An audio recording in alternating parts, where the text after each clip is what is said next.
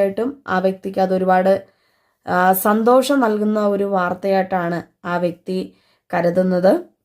അതുപോലെ തന്നെ ഈ പേഴ്സൺ വിചാരിക്കുന്നുണ്ട് അവർ വെയിറ്റ് ചെയ്യാം, അല്ലെങ്കിൽ നിങ്ങൾക്ക് കൂടുതലായിട്ടുള്ള ഒരു മാറ്റങ്ങൾ വരുമെന്നുള്ളൊരു കാര്യം.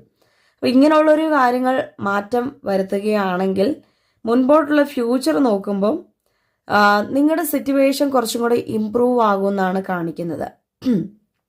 അതായത് ഇപ്പോൾ നിങ്ങൾ അനുഭവിക്കുന്ന കാര്യങ്ങളും അല്ലെങ്കിൽ വെറുതെ അനാവശ്യമായിട്ട് മനക്കോട്ടകൾ കെട്ടുന്ന കാര്യങ്ങളും നമ്മളത് നിസ്സാരമായിട്ട് തള്ളിക്കളയുവാണെങ്കിൽ നിങ്ങൾക്കതിൽ ഈ സിറ്റുവേഷൻസ് ഇമ്പ്രൂവ് ചെയ്യും.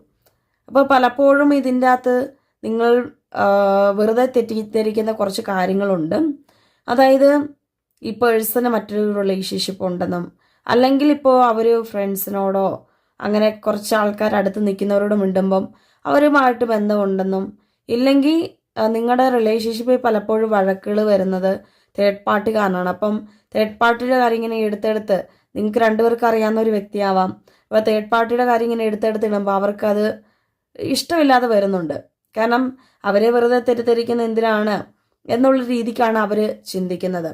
അവർക്ക് അവരുടെ ഭാഗത്ത് ഒരു മിസ്റ്റേക്കും ഇല്ല എന്ന് മനസ്സിലാവുന്നുണ്ട്. അപ്പം നിങ്ങളുടെ ഭാഗത്തും കുറച്ച് അധികം പ്രശ്നമുള്ളതായിട്ടാണ് കാണപ്പെടുന്നത്. കാരണം സ്നേഹമുണ്ട്, നിങ്ങളുടെ മനസ്സ് നിറഞ്ഞ് ഒഴുകുന്നൊരു സ്നേഹം കാണിക്കുന്നുണ്ട്. നിങ്ങൾ ഒരുപാട് ഒരു എന്താ പറയുക, ഈ ബന്ധം കിട്ടിയതിൽ നിങ്ങൾ ഒരുപാട് സന്തോഷത്തിൽ കാണുന്നുണ്ട്. നിങ്ങൾക്ക് ഈ ബന്ധം മുൻപോട്ട് കൊണ്ടുപോകണമെന്ന് ഒരുപാട് താല്പര്യമുള്ളൊരു വ്യക്തിയാണ്. അവരുടെ ഒരു മനസ്സും അവരുടെ ശരീരവും നമുക്ക് സ്വന്തമായിട്ട് നിൽക്കണമെന്ന് ഒരുപാട് ആഗ്രഹിക്കുന്ന ഒരു വ്യക്തിയായിട്ടാണ് നിങ്ങളെ കാണപ്പെടുന്നത്.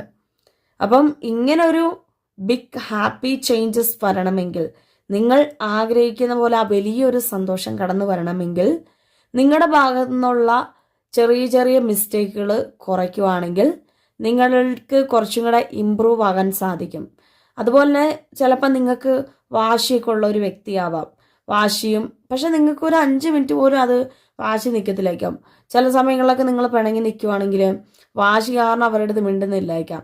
അങ്ങനൊരു വാശി സ്വഭാവം നിങ്ങൾക്ക് ഉണ്ടായിരിക്കാം. അപ്പം അങ്ങനെയുള്ളൊരു വാശിയൊന്നും അവർക്ക് വെച്ചുകൊണ്ടിരിക്കാൻ തീരെ താല്പര്യമില്ല. കാരണം ഈ വ്യക്തി ആഗ്രഹിക്കുന്ന ഒരു സ്മൂത്ത് ഗോയിങ് ആണ്, റിലേഷൻഷിപ്പിൽ ഒരു നല്ല രീതിക്ക് മുൻപോട്ട് പോകണമെന്നതാണ് അവരുടെ ആഗ്രഹം.